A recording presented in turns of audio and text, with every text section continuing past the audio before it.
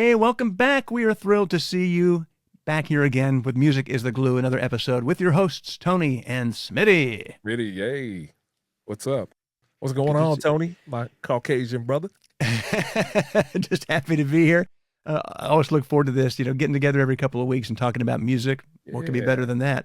And we're thrilled that you're here. We really appreciate you watching on YouTube or listening wherever you get your podcasts. Thank you. We'll ask you out of the gate one more time to please continue to slap likes on this thing. If you've come back for more than one episode on YouTube and you haven't subscribed to our channel yet, maybe you could do that this time.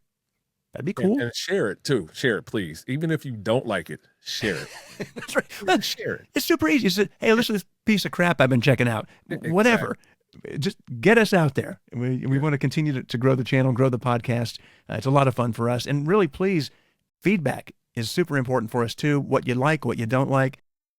If it's constructive, we want to hear about it. If it's not constructive, you can still say it. I love constructive criticism. Let me tell you, Tony, I'm not sensitive. I always say this. I worked in prisons for almost 20 years. I'm not sensitive. Just give it to me. If you don't like something we're doing, just tell us. I think we had a comment on the last episode. Somebody said, I'm starting to seem like I'm getting a little less nervous. And I appreciate that. And you're right. I'm starting to, get more comfortable with the whole podcast thing. It's a lot different than, recording a short for Instagram or TikTok. So I'm starting to get into Smitty. So bear with me.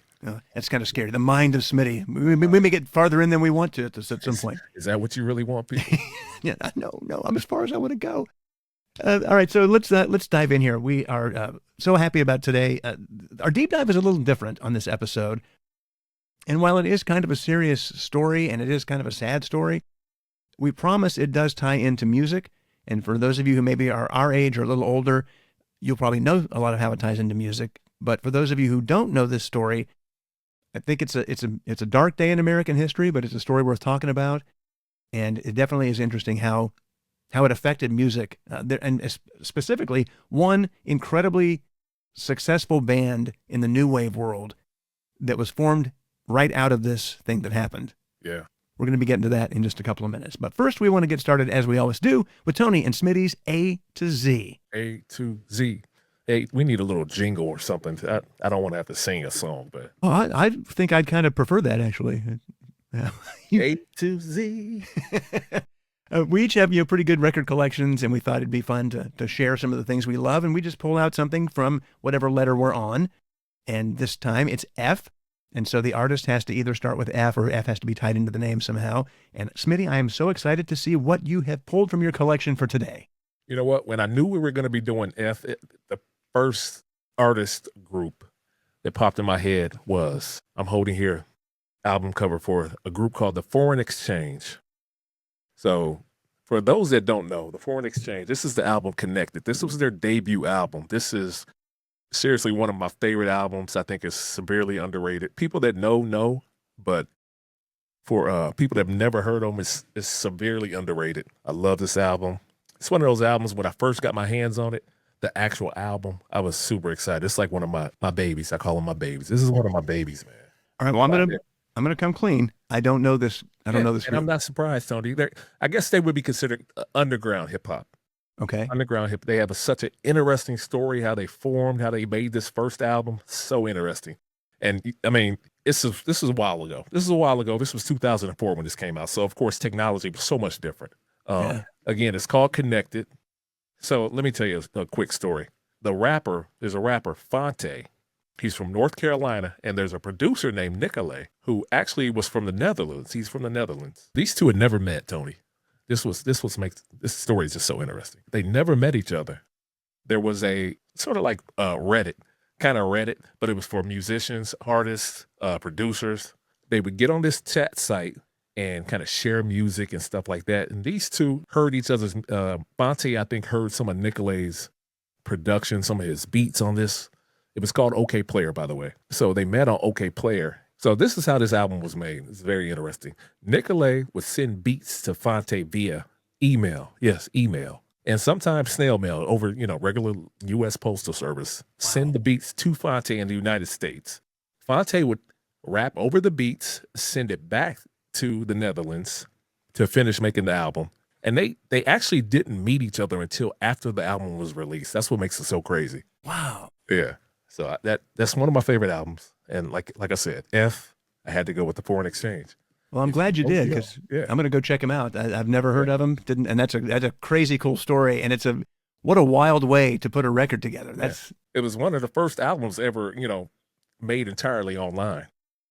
That is too cool. I love that story. And now it's crazy because now, like, that's a common thing for artists, never to meet each other and make a whole album or a whole song. They don't even do it in the studio anymore sometimes. Which, I mean, I get it. I mean, with technology the way it is, and I'm sure that's handy for people. It's like, oh, okay, well, if we can't get together, we can do it this way. But at the same time, I feel like we miss, or anyway, for me, if I was an artist, I would miss that opportunity to be in the room with them and to collaborate live in that moment together in the same room.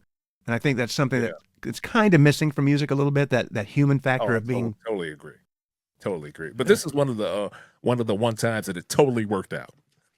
Yeah, well, there's been plenty of successes. Believe me, I get it. I mean, I know that's how but I agree with you. I think if I was an artist, and I've dreamed of becoming an artist many times. But if I was an artist, I think I would definitely want to be in the studio with my partner or whoever I was making the music with. It seems like you would get a better, I don't know the word I'm looking for, but the vibe you would create with each other seems like it would make better music. Am I tripping, Tony? No, man, I don't think so.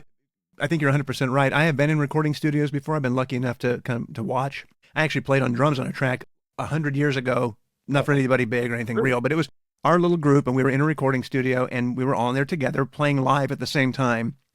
And that was a real experience. That was very cool. And then I've been in the studio for a couple of different artists, country artists, when they were recording. And it's a fascinating process to watch, but you can definitely, I think the artist especially, it's probably easier for the singer to not have the band there. It's like, I've got the track done. It just sounds perfect. I don't have to, nobody's going to make a mistake when we're doing this. It's all I just get to do my thing. So I kind of see that. But I think for the band, it's sometimes fun to maybe be together and just play and do that. And I was reading something. I was reading something the other day. God, I can't think of who the artist was. Shoot. Anyway, whoever the artist was, it was somebody pretty big. And then they brought in the band to play, and the band was all excited because they were like, this was so cool because we were in the room with them and just going off of what they were doing. So we were all vibing and getting that feel and playing live. And I think that's something that probably a lot of musicians miss. I'm sure there's musicians today who are very good at what they do who have never played with the singer that they were backing. Yeah, for sure. Which is crazy to me. Yeah, that's crazy. All right, great album. I'm going to check him out. Thank you for introducing me to somebody new. The Foreign Exchange, and the album is Connected. And in an interesting twist, because we didn't talk to each other before this. Never do. But there's a North Carolina connection with my F. What we got? My band formed in North Carolina. This is a band I had not heard of until I heard a song on the radio when I lived in San Diego, and the radio station was 91X. It was the station for alternative rock. They were licensed out of Mexico. They had a really big signal, and you could listen to them all over. And they're legendary station. Is it still around? It is. It's in a different form. It's a little less powerful. I don't know if it's maybe licensed in America now, so they may have had to drop the wattage. In a city that's, it's funny how it goes, and I didn't know this until I got into radio for a while.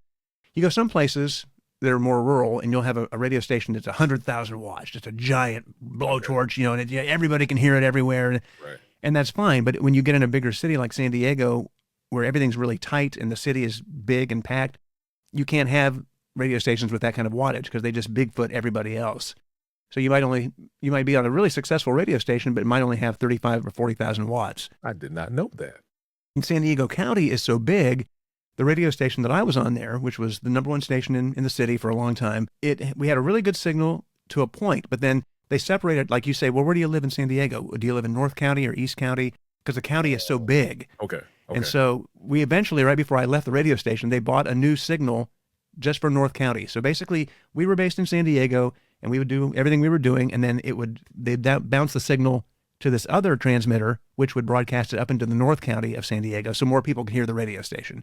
So they had to combine 2 towers and 2 signals to get enough power to get more people to hear the radio station. Which is crazy to me. But anyway, 91X, great radio station, and they are still around. The song that I heard on the radio was a song called Battle of Who Could Care Less. And it was so different from anything else that was on the radio at that time, because everything, it's usually on an alternative station, you're either hearing, rock, punk, it's all this kind of stuff. Well, this song, as its main instrument, is a piano. And so it just sounds different. Alternative rock? Yeah, yeah. Really? It sounds different immediately. And the band, and I'm cheating a little bit because the band technically would be starting with a B, but the artist, and he's solo now. His last name starts with F, so I cheated a little bit. But the Hey, album it's I'm our holding here, podcast. We can do that, Tony. it's right. It's called "Whatever and Ever Amen" by a group called Ben Folds 5. Whatever and ever, amen. Okay, now I'm thinking of Forever and Ever, amen. Is that Oh, Randy Travis. Yeah. Wrong song. Not even close. So these guys, Ben Folds 5, and as you can see, there's three of them. And so they thought that was kind of funny. And also Ben Folds said, I didn't like the sound of Ben Folds 3. I just like the sound of Ben Folds 5 better. So there's three guys in the band, but that's what they're called. And it's such an interesting thing. And he calls the band punk rock for sissies because, it is different, but it's just, they're just an interesting sound. And he doesn't have I wouldn't say that Ben Folds has the greatest voice in the world. Like he's not an artist you want to sit down and go, I just want to listen to him sing. But he writes incredibly fun music. And there's a song on here called "Song for the Dumped," and it's just about every time in the chorus, he's give me my money back, you bitch, and give me back my black T-shirt, like all the stuff she took from him and everything, because she dumps him on the front porch after a date where she had this expensive meal and stuff. I'm guessing that's probably a real story because his romantic life has been pretty complicated. He doesn't stay married a long time, so I don't know if he's easy to live with. But it's a great album. The opening track is called "One Angry Dwarf and 200 Solemn Faces," and just these weird songs. Probably the best known song on here, maybe the only one that you would consider a hit, because this band never really had a radio hit. But there's a song called "Brick." And it is a beautiful piano-driven song. And when you listen to it, you kind of get the idea what it might be about.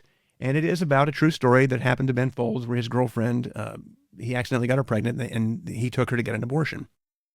So it's heavy subject matter. But the song is gorgeous. And I love a band like this that they put their main focus on piano, because you just don't hear that in rock and roll music very often. So it's a drummer, a bass player who also kind of fuzzes it up to guitar sometimes, and then Ben Folds plays the piano and writes all the music. But you probably mentioned it. I might have missed it. What year was this that this came out? I didn't mention it. I should have. I'm sorry. This came out in 1997. Okay. And they put out several more albums. Let's see, this one, maybe 4 or 5 albums before they broke up. And then he had a solo career, still does, and his solo records are also very good. I really enjoyed them too. And then they got back together. They reunited a couple of times, and they made at least 1 or 2 more albums down the road. But yeah, check them out. It's an interesting band, and I don't know that it's for everybody, but I certainly have loved his music. And his records, it's hard to get on vinyl. Like this little puppy was very expensive. So you must have got that when you were living out there. Actually, no. When I was living out there at the time, I had it on CD. Cause my vinyl collection hadn't really gotten going at that point. Okay. I mean, it had, but then I got rid of it and I hadn't started collecting it again. So this one actually, I can't remember who got this for me. Probably my wife, because I always ask for more expensive records for Christmas and my birthday. That way somebody else can pay the price. Right. Yeah, because his albums are like all 90s albums. Sometimes 90s albums are really hard to find because not a lot of people were doing vinyl in the 90s. Right. Yeah. So that rebirth of the vinyl collectors hadn't started yet. Exactly. So some of those to find, I bought my wife an Escape record for her birthday. Yeah. And that shit was expensive. I know. I bet it was. Because you can't find them, and it's hard to find. Yeah, Tony Braxton. She's another one that. Listen, she's on my list. I can't pay that money for it right now. It's probably every 2 weeks or so, I'll look up that album, and I just can't do it. It's hard. And then you find one, but it's in really bad shape. And it's like, well, I'm not spending the money if I can enjoy listening to the record. So I got lucky a couple years ago. I think I got it either for birthday or Christmas. I found one, and it was expensive, and I spent a lot of money on it, but it made her happy. So. Or I'll find one in China. And let me tell you about the last album I ordered in China. Okay. So I was very careful. I read the description, got it off eBay. Bobby Caldwell, his debut album. It was in China. That's the only copy I could find at a decent price. It was in China. I ordered it, got it in the mail, super excited. I get home. I'm holding up a CD right here, people. Oh. It's a vinyl. And hey, wait, that's not it. It's not an actual official CD. There was a burned CD in it with marker with Chinese writing on it. Somebody wrote on it in marker with Chinese writing and labeled it as a LP, a 12-inch LP. Unfortunately, I was smart enough to pay with PayPal, so I disputed it and got my money back. Oh, okay. So I will never order from China ever again. That is hilarious to me. Yeah. I'm sorry that it happened to you. I leave it out as a reminder. Like, wow. That is fantastic. That's a great story. Yeah. I'm holding up the insert here. I don't know if you can see it. It's all written in, I would assume, Mandarin. Oh my God, that's hilarious. It's crazy. That is so funny. Lesson learned. They got me. I order from overseas occasionally. I've never ordered from China and probably never would, just because of the stuff that the one thing I've ordered from China, it wasn't a record. It was a gift for a buddy of mine. He and I are both big Iron Maiden fans. He was a metalhead when he was a kid, so was I. And I found this advent calendar. It was an Iron Maiden advent calendar, and it was supposed to have all this really cool stuff in it. Yeah. And it looked big and cool, and it came, and the box was really small. I was like, what the hell is this? And I opened up, and it's a tiny little thing, and it's janky, and the stuff in it is so bad. I still sent it to him because I thought it was kind of funny. I said, well, this was supposed to be a really cool gift. Instead, it's kind of like a gag gift because I got on the internet. You got just like I did. Oh, yeah. But with records, I think the only story, like Katie has worse luck ordering overseas, and she has to order a lot of my stuff overseas because the stuff that I want that's expensive just isn't here.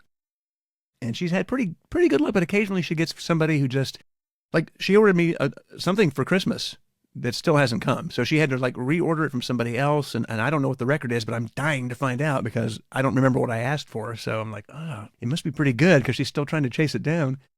But the funniest overseas record that we did, she ordered The Cure, Wish, an original copy for me, and she got it from somebody in Italy.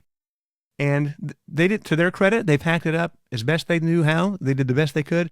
This is clearly not a record store. This is just a person. And usually, if you've ever bought records, vinyl, if you collect vinyl, it comes in a vinyl mailer. It's a small, it's about the size of the record, and it's usually very well packed with the stuff inside. Mm-hmm. So when this giant box shows up on my doorstep, covered in, it's got 100 stamps on it. It's got so many stamps on it. This person just didn't understand that they could just buy a mailer and go to whatever passes for a post office there, I guess, and get an international.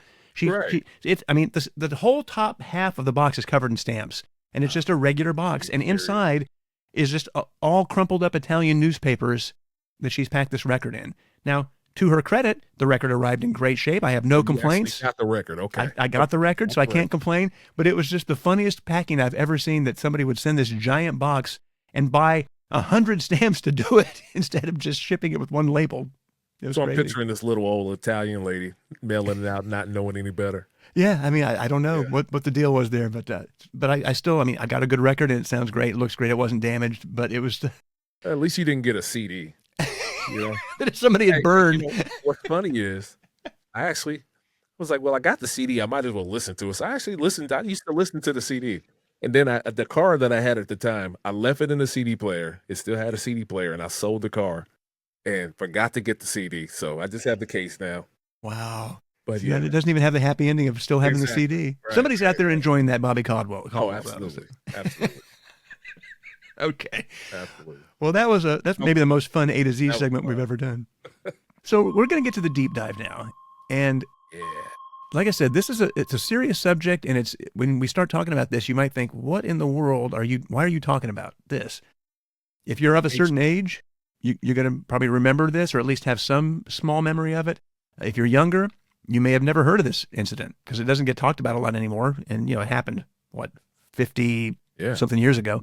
54.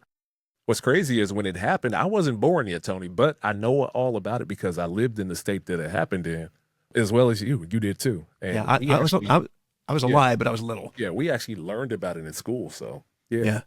So going to take you back, going back to talk a little bit about the Vietnam War to set this up.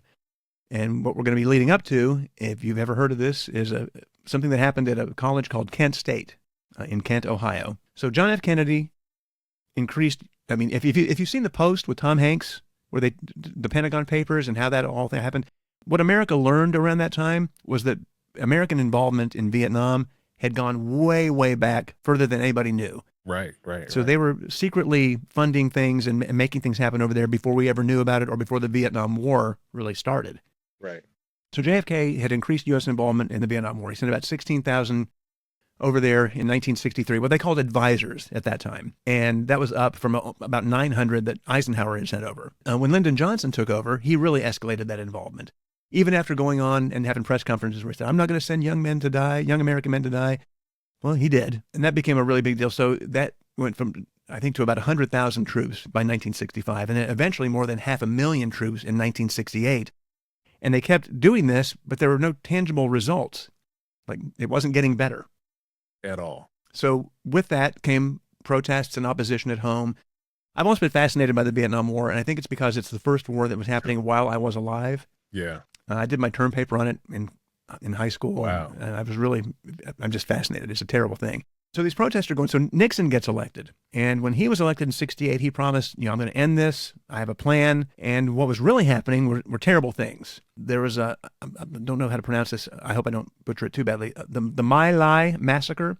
American troops killed 347 Vietnamese villagers. And they exposed this in 1969, and then opposition really heated up. Now, people were getting really upset that now we're not only in this war, we're killing innocent people.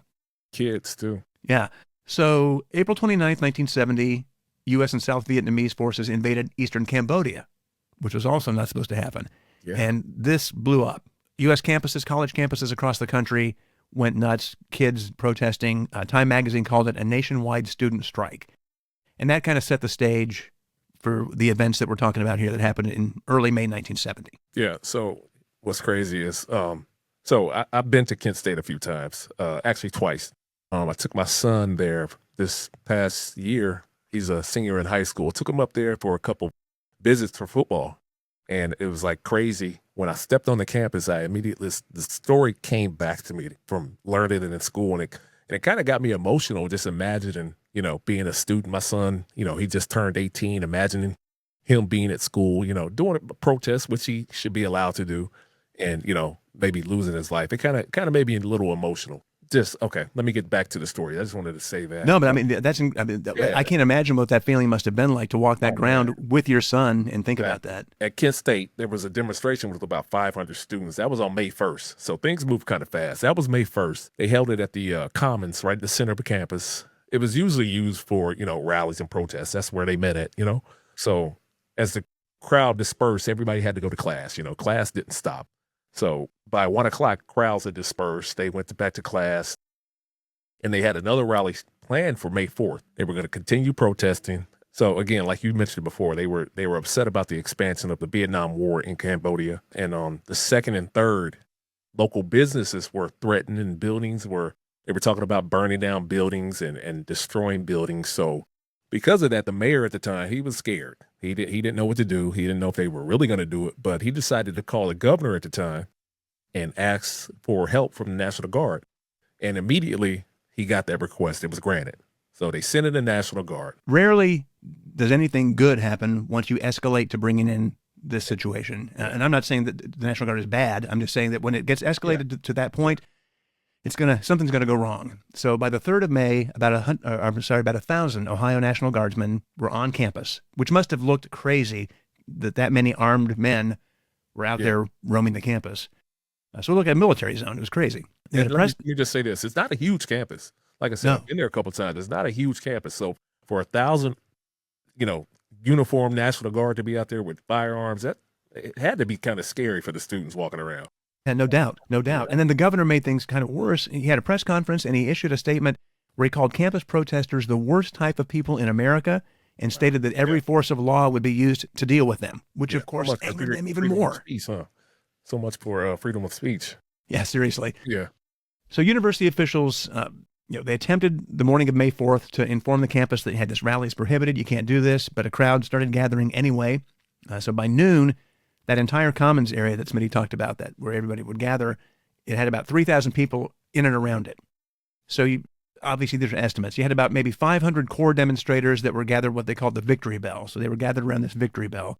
Then you had another 1,000 people that were kind of like cheerleaders, and they were supporting the active demonstrators kind of around the edges. And then there were another 1,500 spectators, basically, around the perimeter. A lot of people. So that many people jammed in, plus all the guardsmen. And then across the Commons, there was a burned-out ROTC building that somebody had set that on fire a couple nights earlier. And around it, at this time, you got about 100 National Guardsmen, all carrying M1 military rifles. It had to be scary, man. I'm thinking of myself as an 18-year-old kid, I'm sure it was, but kudos to these. I mean, I hate how this turns out, but kudos to these kids. They didn't let themselves be bullied out of having their voices heard. Yeah. And I'm sure none of them in a million years thought what happened was going to happen. No, they couldn't have. So shortly before noon, the general, Robert Canterbury, he had made a decision that he needed to get these people out of here. It was just totally too many demonstrators to him. I'm sure tensions were crazy high too. So he saw it was getting into a pitch. One of the Kent State police officers standing by the National Guard, he made an announcement using a bullhorn, and nobody dispersed. Everybody just kind of ignored him. Hey, we're here. We're demonstrating. We're not going anywhere. So when this had no effect, the officer was placed in a Jeep along with several of the National Guardsmen, and they started driving across the commons and kind of telling people, hey, get out of here. Let's leave. You got to get out of here, disperse. And again, nobody was listening. The protesters, of course, were shouting. Their tensions were high. Emotions were running high. They were shouting. And I think it went wrong when they started throwing rocks. And the Jeep had to drive away because they started throwing rocks. Of course, you're going to drive away. Yeah. And at that time, the general, he ordered his men to get locked and loaded, get your weapons ready. I don't know if that was supposed to intimidate the protesters or whatever, but he told them to get locked and loaded. And of course, still, like you said, I'm sure they still were thinking, oh, okay, yeah, they're not going to do anything. We're 18, 19-year-old college students. They're not going to do anything. Well, they fired tear gas canisters into the crowd around the Victory Bell, and the guardsmen started to march towards the commons to kind of disperse the protesters. The protesters started going up this steep hill. It was known as Blanket Hill. And then they started going down the other side to a place that was called Prentice Hall. It was a parking lot. So they started going down the other side to this parking lot and started going on the practice football field. Now, most of the guardsmen followed the students, and they just followed them, still trying to disperse people. And then somehow, they got trapped on the practice football field because it was surrounded by a fence, so nobody could go anywhere. They were yelling, they were throwing rocks, and tensions reached a peak, and they stayed on the field for about 10 minutes. This is really definitely where it starts going really wrong. So there were several guardsmen that were kind of huddled together, and then some of them got into a firing position. They knelt and pointed their guns, but nobody shot at that time. But that would be enough, I think, that where you're going, are they really going to do this? I'm trying to put myself in that position. I think at that point, I might have been a little scared. Not saying that, what ended up happening is justified, but I think I probably would have been like, maybe they're a little serious. Let me go ahead and go to class or back to my dorm. I don't know. Yeah, I don't know. Hard to say. It's hard to say. But they stood on business, as the kids say nowadays. They stood on business. They stayed. Yeah. So the guard at that time, they start retracing their steps. They're trying to get out of that practice field, get away from that fenced-in area where they kind of felt, boxed in. And they went back up that Blanket Hill that Smitty mentioned. And as they got to the top, about 28 of the more than 70 guardsmen that were out there turned and just started firing rifles and pistols. And to this day, they're not sure exactly what happened, who gave that order, if anybody gave an order, or if somebody just said, F this, come on. Right. So they did it. Now, a lot of them fired into the air, into the ground, just shooting the guns, maybe to try to scare the kids into running off. But a small portion of these guys fired right into the crowd. And they said they fired anywhere between 61 and 67 shots in a 13-second period. And you can see pictures of this online, and if you're watching this on YouTube, I'll get some pictures up here for you. 4 Kent State students died. 9 were wounded. And it was just this crazy, terrible, tragic day. Like I said, a dark day in American history. So we talk about all this, and probably at this point, if you're still with us, you're like, what the hell does this have to do with music? What is happening? Right. Well, a lot, actually. Yeah. So one of the protesters out there was a gentleman named Jerry Casale. And if you're a fan of new wave music, you probably recognize that name. He went on to form Devo. Yeah. Crack that whip. These guys, legendary new wave band. Mark Mothersbaugh. The guys that wore the things on their head. Yes. Yeah. They sang Whip It, right? Yep. A lot of great songs. They did a cover of the Rolling Stones' Satisfaction that's kind of famous. It shows up in some movies and stuff. Okay. Interesting band, really interesting guys. But Mark Mothersbaugh also was there. He was in the art department at Kent State. And so Jerry and Mark formed Devo, and the ideology was informed by the shooting. Devo stands for de-evolution, which is the concept that humankind is regressing. And so that's how Devo got their start, which I thought was crazy. I was today years old when I found out that's what their name stood for. We try to throw in nuggets. We try to throw in nuggets. And back to the music. Another student that went to Kent State at that time, her name was Chrissy Hind. Now, she dropped out of school. She became a waitress for a little while. Then she moved to England, and she formed a band called The Pretenders. Now, I don't know if you guys know the Pretenders, but they had some hits too. Man, Pretenders are great. I'm a big fan of that band, and I'm a big fan of hers. She was a freshman at that time, and already she had kind of established herself at that early age to be out there making a difference, and she has continued that her whole life. She goes to protests. She's been arrested several times, involved in protests for the things she believes in. Usually it's animal rights, which is huge to me, and that's probably why I like her so much. But yeah, if you don't know the Pretenders, great new wave band, some great music there. Okay. There was another group, another student that went there, Chris Butler. He was also there when that happened at Kent State.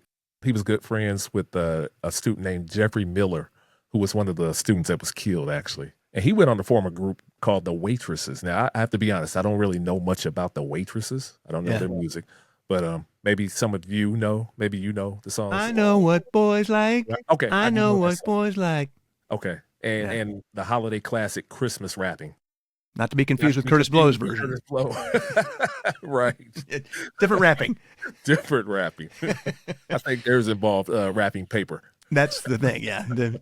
And Chris went on, I think many years later, he actually did a whole album of like spoken word and narration about this event. I mean, it haunted him his entire life.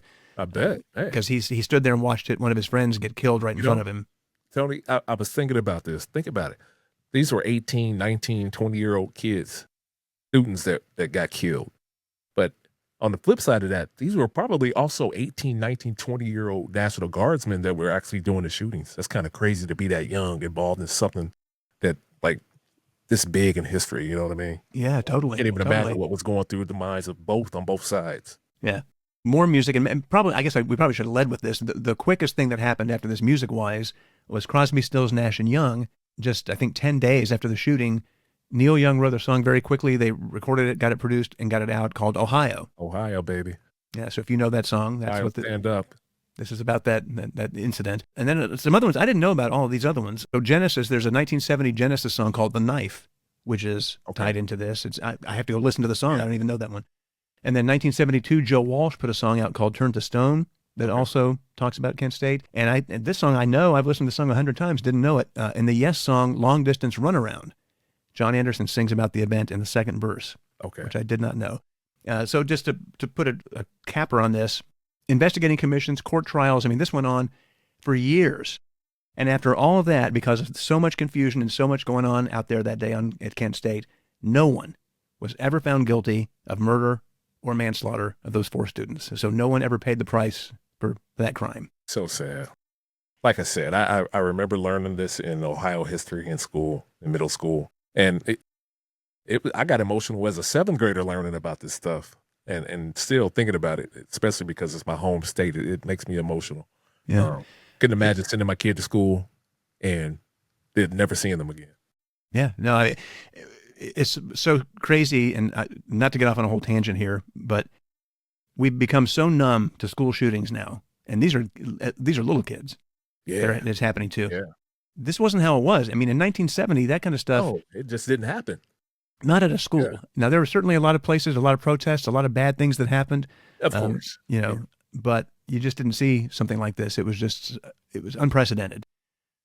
But that is our deep dive. And wait, Tony, I'm sorry to cut you off, but there was another tie-in for you because you were actually born in Ohio, and you want to go ahead and talk about thanks for reminding me. I completely forgot. Yeah, so born in Ohio, and I was alive. We lived in a little tiny town outside Dayton, so we were south of Kent. And then when I was 9, we moved to Alabama, and we lived in this little town there. And crazy that I'm from the state where this event happened, and I at that time lived in the state where they filmed a TV movie about it.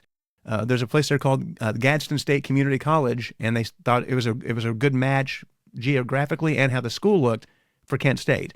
And so they filmed like a TV movie about it there. So I lived in Alabama when they filmed the TV movie about the same event that happened in my life when I lived in the state where it happened. So wow. So you know what's crazy, Tony? Even though you're a couple years older than me, just a couple, I know exactly where you're from. And we actually, when I was born and you moved when you were 9, we actually lived about 40 minutes from each other for a few years before you moved.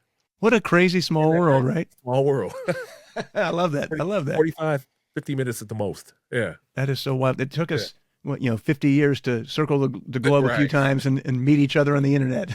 Exactly. One of the positives of the internet. I love that. Right, exactly.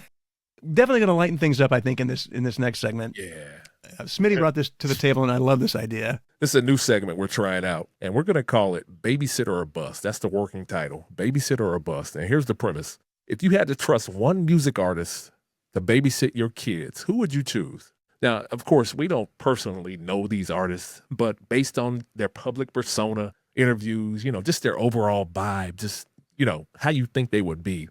And we'll decide whether they're a safe pick or a hard pass. And the artist we picked today, why we picked this one? The artist we picked today to babysit our kids, and we're going to talk about whether that would be a good choice or a bad choice, is the great Stevie Wonder. Well, I mean, he's one of your favorites. He's a legend. He's not one of my favorites. He is my favorite, Tony. He's the GOAT. He's the GOAT.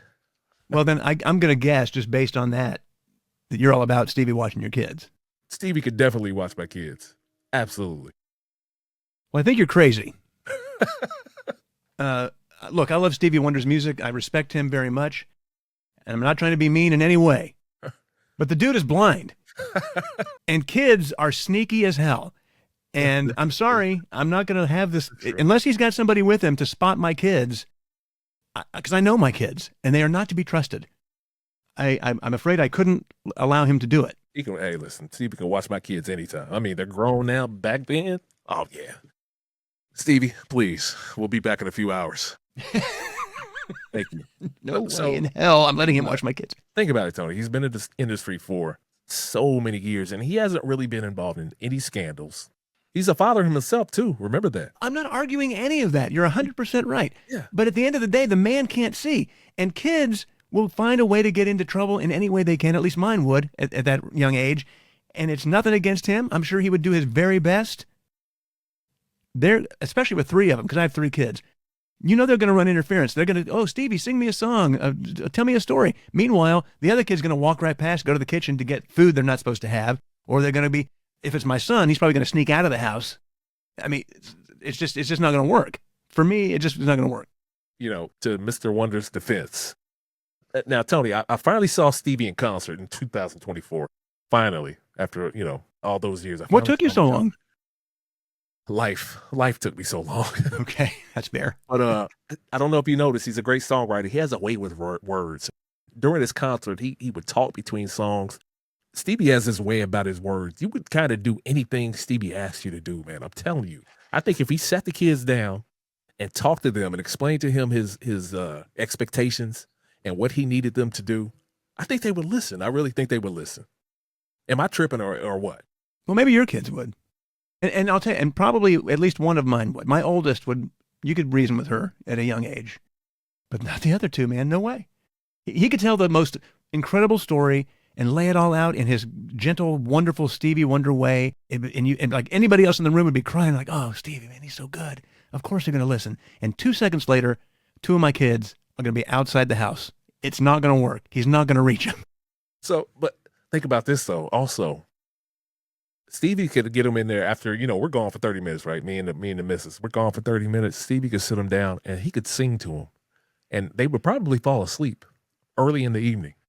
Well, maybe, but I mean, who has the money to pay for a Stevie Wonder concert in their living room? It took you your whole life just to go see him at a concert. This is true. This is true. How much to get Stevie Wonder over here to sing to my kids? Oh, do you have $100,000? We're working on the premise that Stevie is a friend of the family. Okay. Oh, okay, I got you. He's on tour or on break from tours. So I'm going to pay him my usual rate of $12 an hour. Watch the kids. And you got to think about this too. Stevie he has a handler at all times. Well, so he's probably going to have a handler there with him to watch the kids. Well, that changes everything then. So, because that's what I said before. I mean, if he's got somebody with him who can, can be a spotter, like, hey, Stevie, that boy, he's moving around again. And Stevie can, then he can lay down the law. That's fine. Works in the outlet, Stevie, get him. Yeah. Hey. Oh, I mean, so again, my verdict is yes, Stevie can watch my kids. So how we're going to do this? We're going to give it a rating or a verdict, whatever. Yeah. It's going to be either trustworthy, maybe with supervision, and absolutely not. And for me, I was going to say trustworthy, but I'm going to lean towards maybe with supervision. What about you? So I swayed you a little bit then. Yeah, you did. Okay. You bring up the point of a handler. If he's got somebody with him, if we're talking about it like that, then I would say trustworthy with some. But if we're just saying, do you trust Stevie Wonder on his own to watch your kids? I can't. And it's nothing against Stevie. except his eyesight. So it's absolutely not for you, Tony? I'm going with absolutely not. Absolutely not. Okay. I'm sure I'm going to hear about that. I'm sure there's going to be some people upset. I don't do Stevie Wonder disrespect, Tony. I'm not trying to disrespect him either. And I don't want somebody showing up at my front door, but I'm just being honest. So in the comments, do me a favor, do us a favor. Tell us, first of all, tell us if you like this little segment. I think it was kind of fun. Tell us if you like this segment. Also, tell us who you would trust to watch your kids. What artists would you trust or not trust to watch your kids? Or just weigh in on the Stevie thing. Would you trust Stevie Wonder? Yeah. Would you trust Stevie Wonder to watch your kids? I have a feeling I'm going to be in the minority here. I think most people are going to be fine with Stevie Wonder because he's such a good guy. You know what? I think you're wrong. I think people are going to say absolutely not. Really? Well, now we're see. It's interesting. You say you'll trust him, but now you're defending my vote and thinking I'm going to get more people. Because I think I'm being swayed by how much I love Stevie Wonder. That's true. Not no pun intended, but you're kind of like you have blinders on. Yeah, exactly. Because he's such an incredible artist. No pun intended, like you said. No, I don't mean any disrespect, obviously. No disrespect to the GOAT. No.